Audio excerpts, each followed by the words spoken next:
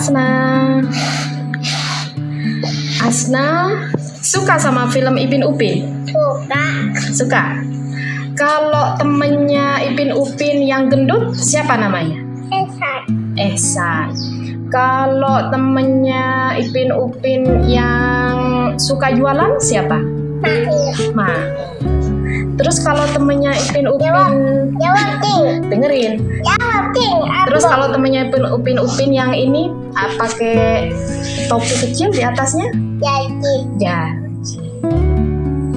Baik. Ya.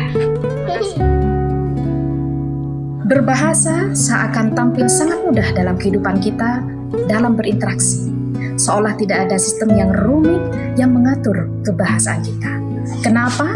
Karena piranti otak kita terdesain sel saraf khusus berbahasa. Berikut ulasan sederhana terkait dengan aspek neurologi bahasa. Bismillahirrahmanirrahim. Secara garis besar, sistem otak manusia dibagi menjadi 3 bagian yang memiliki fungsi masing-masing. Pertama disebut otak besar, yaitu cerebrum, yang berfungsi untuk berpikir, bahasa, penilaian, penalaran, dan juga pemecahan masalah, kesadaran, sentuhan emosi, kemampuan visual, pendengaran, pencernaan, serta gerak. Yang kedua kita sebut dengan cerebrum, yaitu bagian otak ini berperan sebagai pengontrol gerak otomatis, keseimbangan, posisi tubuh, mempertahankan postur tubuh. Selain itu, otak kecil juga berperan dalam gerakan motorik halus, seperti melukis. Nah, yang ketiga adalah batang otak, yaitu brainstem, yang berfungsi untuk bertanggung jawab dalam mengatur pernafasan, denyut jantung, dan tekanan darah, suhu tubuh, dan juga proses pencernaan.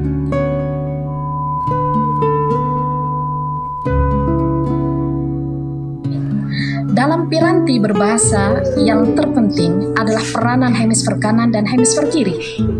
Hemisfer kanan di sini ada di sebelah kanan, sedangkan hemisfer kiri ada di sebelah kiri.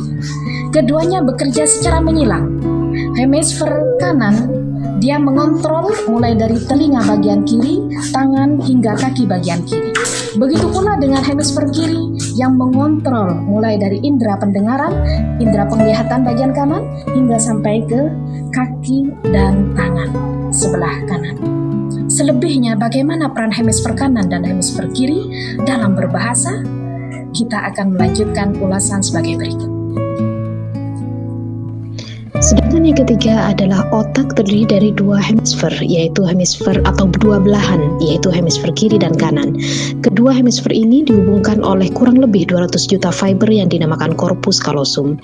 Peran corpus callosum ini untuk mengintegrasi dan mengkoordinir apa yang dilakukan oleh kedua hemisfer tersebut.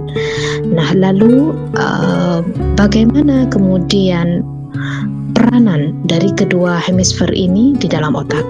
Nah, dari hemisfer kiri di sini diantaranya adalah sebagai pusat motor tangan kanan, pusat pendengaran telinga kanan, pusat medan penglihatan mata kanan, serta pusat bahasa dan ideasi bahasa seperti membaca, menulis, mengira, sains, teknologi, berbahasa, dan berpikir analitis dan rasional.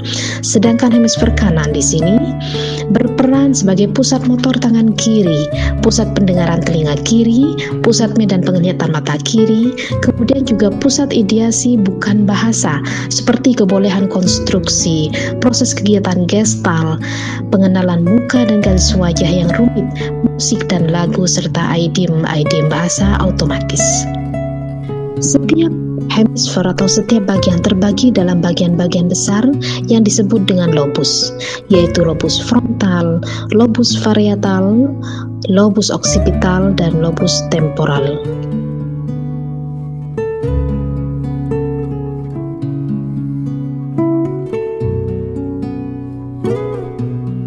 Demikian materi kita pada hari ini terkait dengan konsep aspek neurologi berbahasa.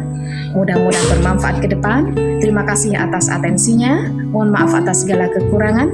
Subhanaka la ilma lana illa ma 'allamtana innaka antal alimul hakim. Assalamualaikum warahmatullahi wabarakatuh.